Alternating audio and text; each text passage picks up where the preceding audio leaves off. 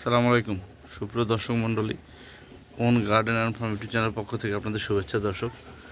দর্শক আজকে আমার যে বেদানা বা আনার লাগানোর জন্য যে মাটি প্রস্তুত করেছিলাম এতদিন থেকে, প্রথমে মাটিতে আমি দিয়েছিলাম চা পাতা, তারপরে হাড়ের গুঁড়ো, তারপরে এই যে পাঁচটা বা ছয়টা গাছ লাগানোর জন্য আমি দিয়েছিলাম 30 কেজির মতন জৈব সার, অর্থাৎ ট্রাইকো কম্পোস্ট। তারপরে 10 কেজি দিয়েছিলাম আমি হাড়ের গুঁড়ো। এগুলো মিশায় 5-7 দিন রাখার পরে এখানে ম্যাগনেসিয়াম সালফেট মিশিয়েছিলাম 1-2 দিন আগে। আজকে বাকি সব সার এবং অনুখাদ্য মিশাবো। দর্শক কী কী দিচ্ছি আপনাদের বলে দিই। এই যে মাটি, এখানে মোটামুটি 5টা এরকম 5টা ক্রেটে লাগানো যাবে দর্শক, ওই আন্দাজে রেখেছি। তো এইখানে আজকে যেসব দিচ্ছি সেটা হলো দর্শক, আমি প্রথমে ইউরিয়া দিচ্ছি, প্রায় 200 গ্রাম 250 গ্রাম পরিমাণ ইউরিয়া।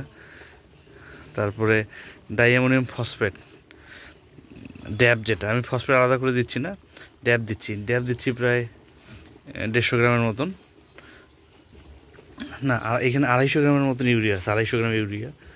তারপরে দর্শক ড্যাব আছে প্রায় 200 গ্রাম, আর 150 গ্রাম আছে লাল সার, পটাশ, মিউরেট অফ পটাশ যেটাকে বলে।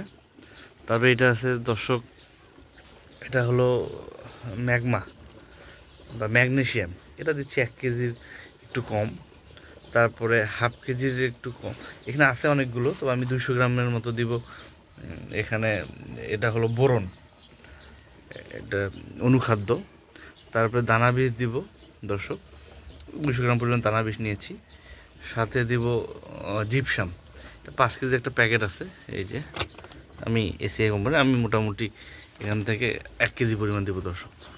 এগুলো সব আজকে মিশায় আমি ঢেকে রাখবো, তারপরে 10 দিন পর ইনশাল্লাহ গাছ লাগাই দেবো। তো দর্শক আজকেই মাটি প্রস্তুতির শেষ পর্যায়ে, এগুলো সব মিশায় 10 দিন রাখার পরে ইনশাল্লাহ আমি গাছ লাগাই দেবো। তো দর্শক দেখা হবে গাছ লাগানোর দিন ইনশাল্লাহ। আসসালামু আলাইকুম।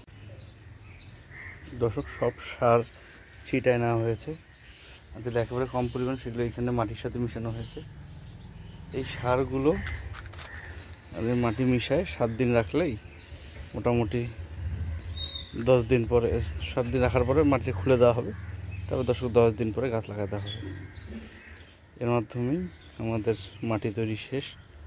ধাপে ধাপে দর্শক ভিডিও দিয়ে দিলাম, যারা প্রয়োজন মনে করবেন তারা দেখতে পারেন।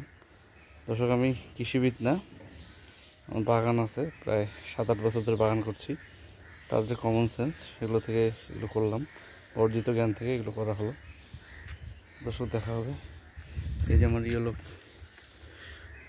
ইয়েলো মালটা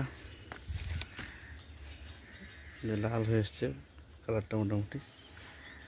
এই দর্শক এই কালারটা পুরো বাজারের কালার চলে এসেছে।